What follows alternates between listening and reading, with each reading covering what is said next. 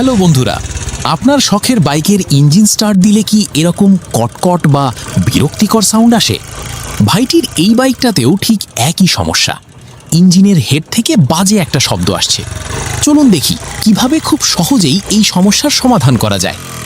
সাউন্ডটা ঠিক করতে প্রথমে ইঞ্জিনের টাইমিং পজিশন মেলাতে হবে, তাই সাইড কভারটা খুলে নেওয়া হচ্ছে। এরপর রেঞ্চ দিয়ে ওপরের আর নিচের ট্যাপেট কভার বা ভালভ কভারগুলো সাবধানে খুলে নিচ্ছি।